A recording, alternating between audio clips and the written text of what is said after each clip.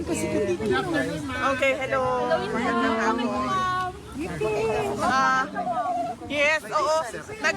Nagkita din ba tayo kahapon? Yes!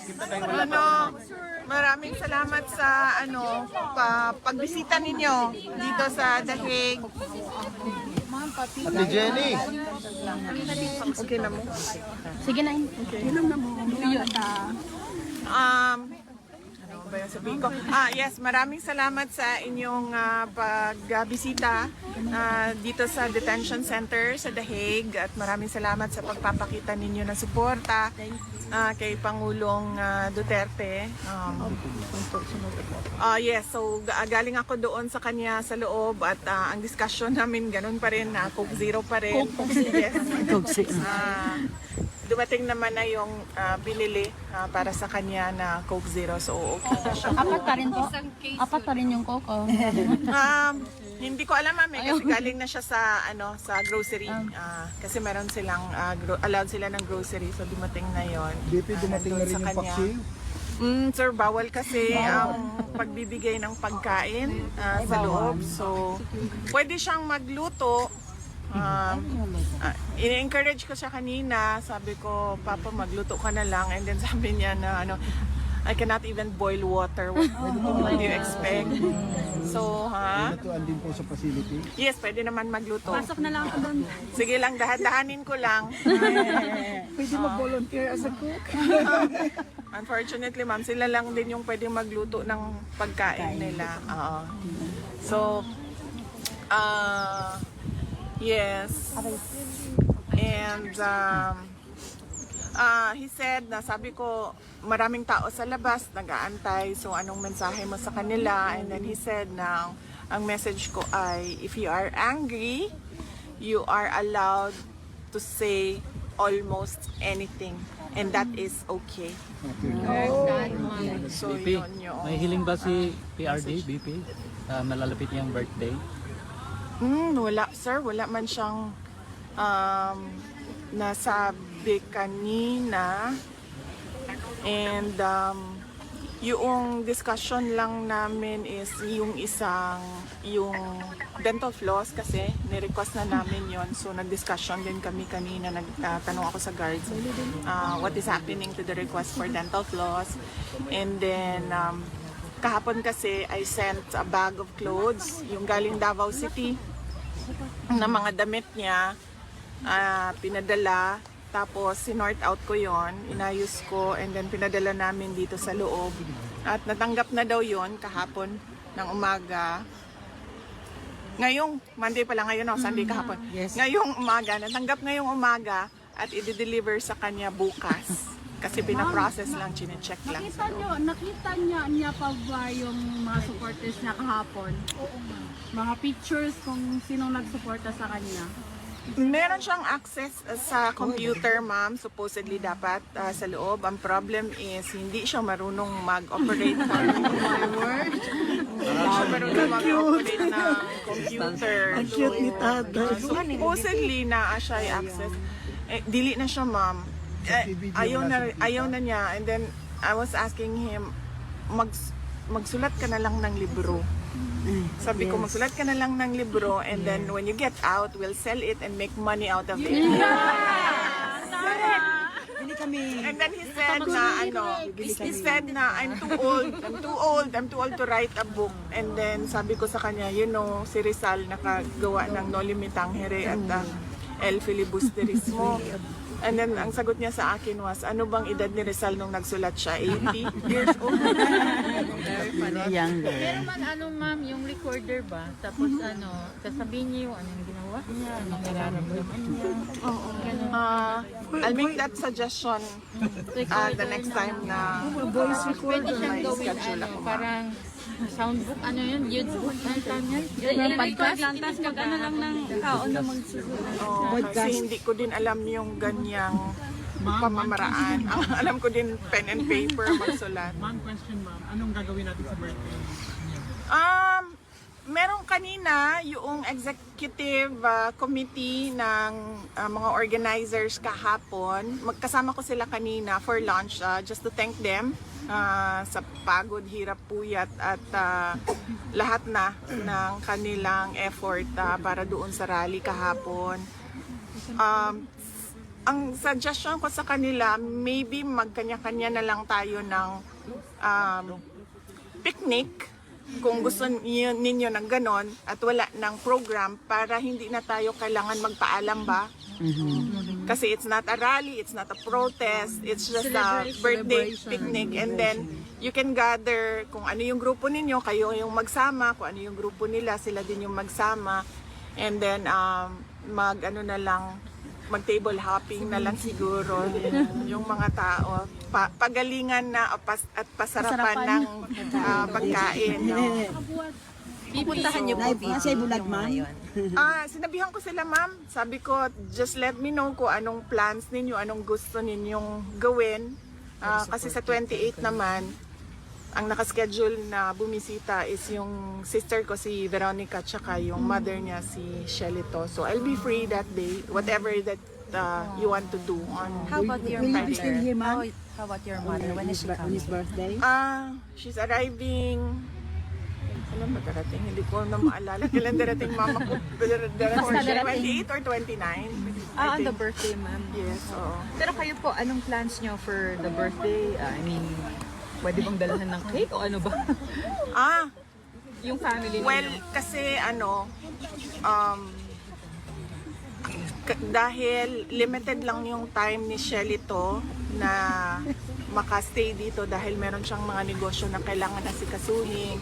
Hindi niya pwedeng pabayaan yung hanap buhay niya. At si Veronica naman ay nag-aaral, so kailangan din niyang umuwi. Hindi siya pwedeng magtagal ng absent. Limited yung time nila, so lahat ng time na pwedeng ibigay sa kanila, binigay sa kanila lahat.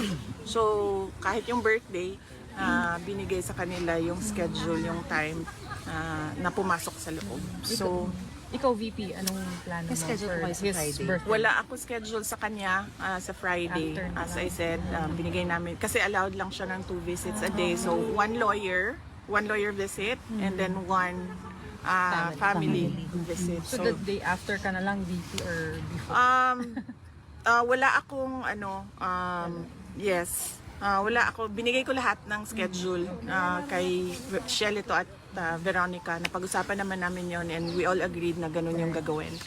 Nasa kanila lahat habang sila ay nandito dahil limited yung time nila as compared to sa akin. Okay lang, ma'am, because wala man kaming problema. Kaming magkakapatid, wala man kaming problema. Yung mga nanay namin may problema.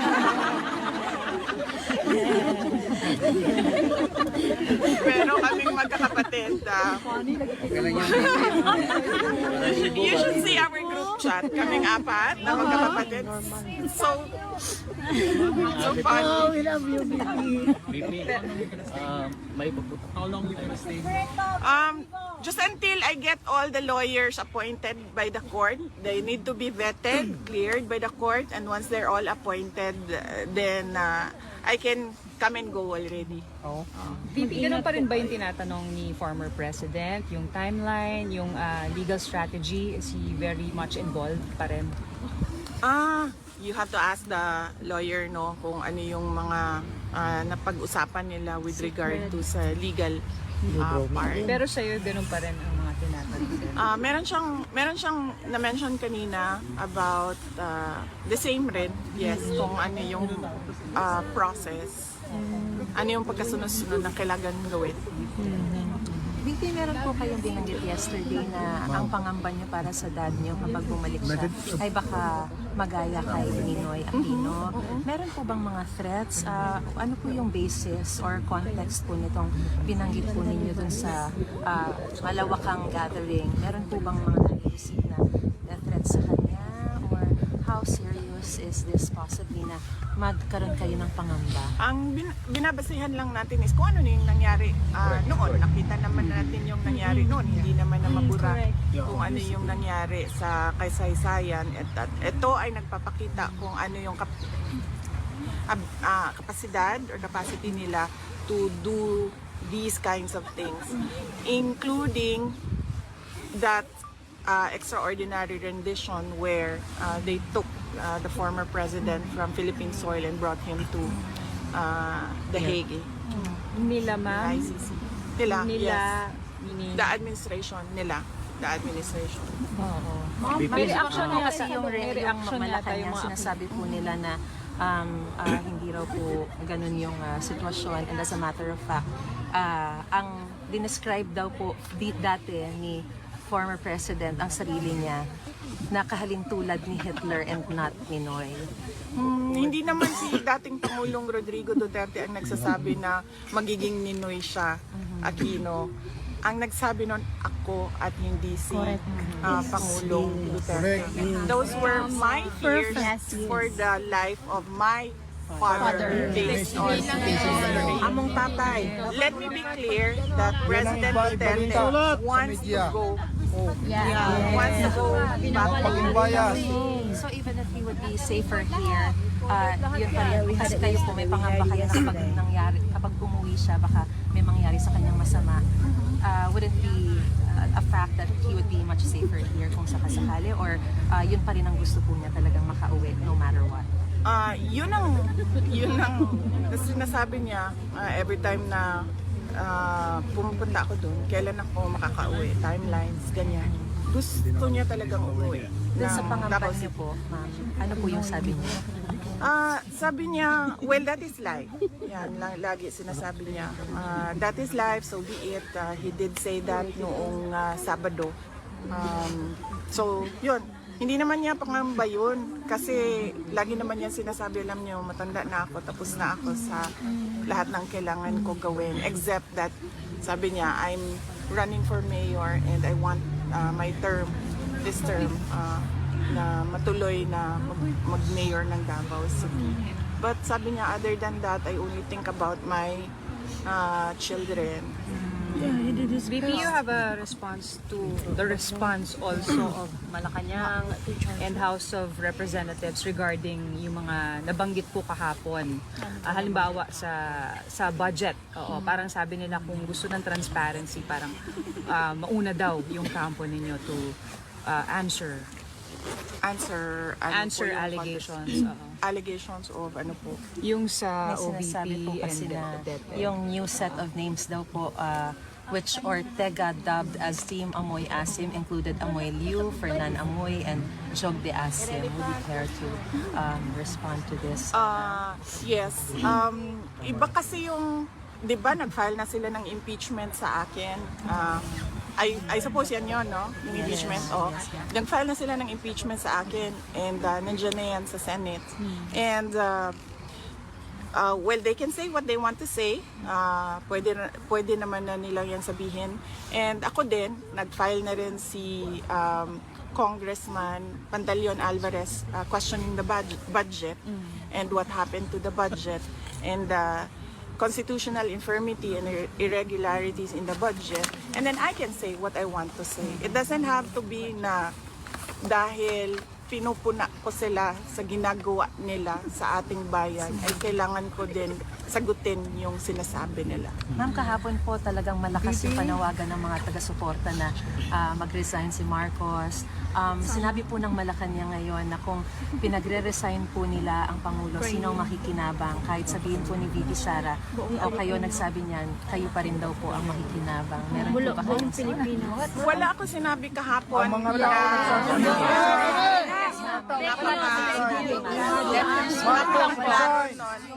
na first speaking ko, hindi ko siya wala ako sinabi kahapon na BBM resign. Si VP Sara Yes, kahapon. Hindi ko yan Wala po kayong sinabi ever sinabi. Maliwanag yung sinabi, na- nandun ka rin, GMA kahapon. Excuse me, your Wala ako sinasabi ever na dapat mag-resign si BBM. Kahapon, sabi ko kung nananawagan kayo ng BBM resign, bigyan nyo ng rason kung bakit yan ang panawagan ninyo sa kanila. And then I gave them examples. It's very clear. I gave them, well yan, ayan, may example po dito. Hindi namin naiintindihan yung sinasabi niya. Kasi Dami ka anomalya. Magpadami ang criminal sa mga drug addict. So, yun lang naman ang sinabi ko. Sabi ko sa mga tao, pag nanawagan kayo ng BBM resign, dapat sabihin ninyo kung bakit. Para naiintindihan ng mga nakikinig, bakit ba tayo nananawagan Wala ng po kami resign? nakikita po. Are you managing yung case ng project, father kagaya ninyo, kay, tapos ano, yung may impeachment President pa kayo? Duterte. How are you managing everything? Or how do you plan to manage? Well, yes, okay naman na yung sa impeachment kasi before nangyari yung extraordinary rendition o pagkuha kay Pangulo doon sa Pilipinas, nabuo na yung team ng impeachment. So, on that point, okay na sila and they're preparing for trial. Ang dito lang kasi sa ICC, hindi pa mabuo yung team kasi we're waiting for papers for other lawyers. So, yun yung kailangan ko matapos. And then, kailangan ko ma-introduce yung lawyer in charge for PRD inside and the outside world doon sa mga kapatid ko and sa kay Shelito para pwede na akong bumalik sa Pilipinas and then pumunta na lang dito kapag kailangan. May Filipino lawyer na po kayo napili? Wala pa ma'am, wala pa pong Filipino lawyers ngayon.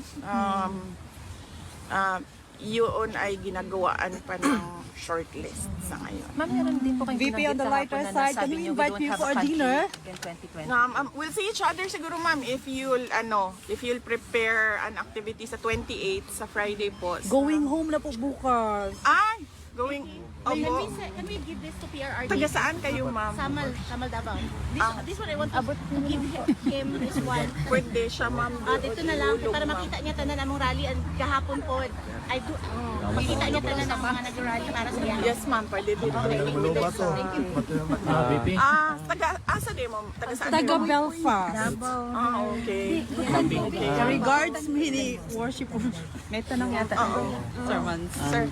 Ganihan nakadawat og bomb threat ang OBP.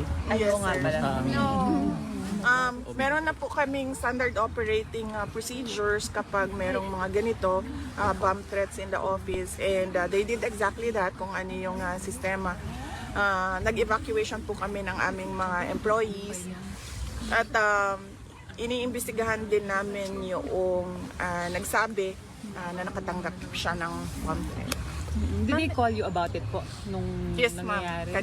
kaninang umaga. Wala namang kung napahamak or anything.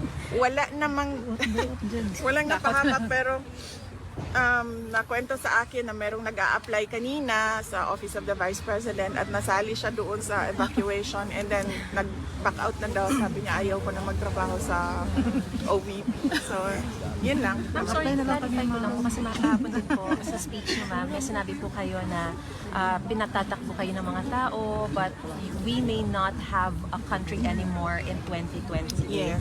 Ano po kaya, ma'am, yung context po nitong no more country in 2028? Ano po yung analogy? Well, lugmok na tayo sa kahirapan because at this point, we should be working our way up but it seems that we are working to go to the dumpster.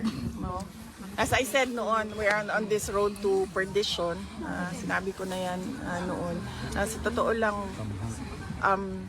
somehow walang nakikitang hope yung mga tao dahil wala din silang nakikita mula sa Walang project. gobyerno. But what's your decision? So, I know it's so early, pero parang 50-50 ba? O ano? It's What will be the factors? It's really too early, ma'am, sa ngayon. Ma'am, sa inyo nila nakikita yung pag-asa. So would you...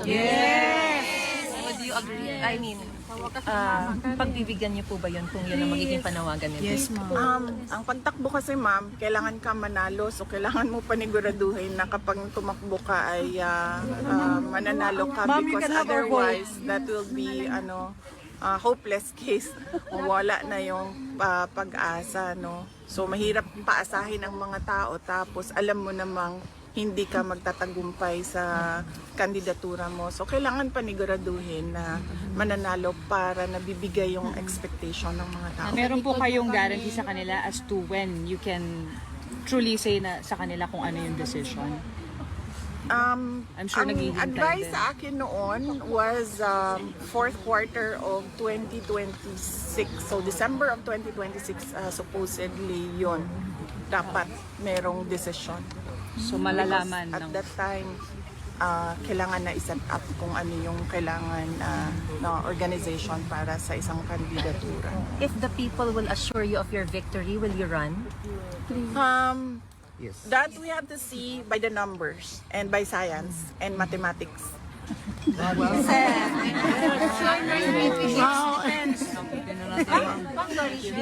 Pwede matanong na rin po kayo kasi si Senator Amy, ini-skip na po niya yung mga political sorties ng alyansa, yung alyansa ni Pangulong Marcos. And as a matter of fact, the President is just now endorsing 11, not including Amy. Siyempre, before po, magkaibigan po kayo. Meron po ba kayong... will you adopt her? Will you adopt her? Well, wala naman kasi wala akong senator slate for this election. Yung Ang kapit merong ng Duterte. yung merong senator slate is si Pangulong Rodrigo Duterte.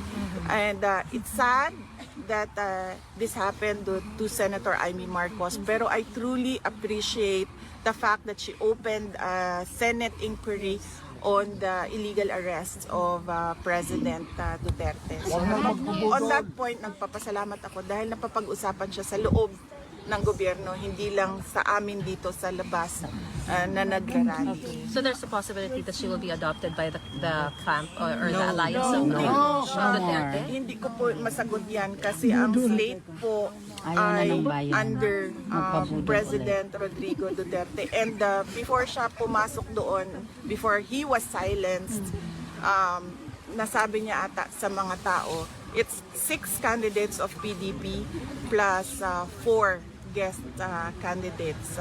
So, sino nga ba yun, ma'am? So sa kanya yung decision talaga. Yes, ma'am. Kasi wala naman akong senator slate ngayong election na ito. Hindi ako sumali. Alright. Ang Iceland, kamusta na? Okay lang po ba? Ikaw yung hinihintay namin. Nag-rally kami. Huwag ka dyan man kasi yung double chin ko nakikita kita.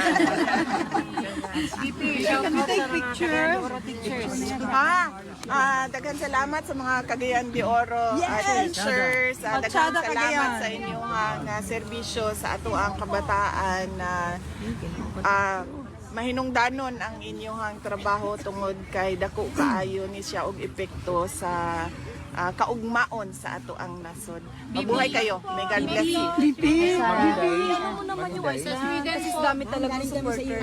May rally Sweden po ngayong March 28. Sige ma'am, ano sasabihin ko ma'am? Iceland? Sa Iceland supporter doon. Okay. Yung mga Duterte supporter. Sa lahat ng mga kababayan namin sa Iceland, maraming salamat sa inyong suporta kay dating Pangulong Rodrigo Duterte at maraming salamat sa inyong mga dasal.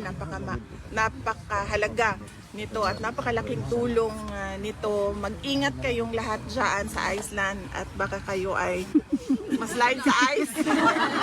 Also in Belfast. Mabuhay kayo. May God bless you. Danang City Cebu.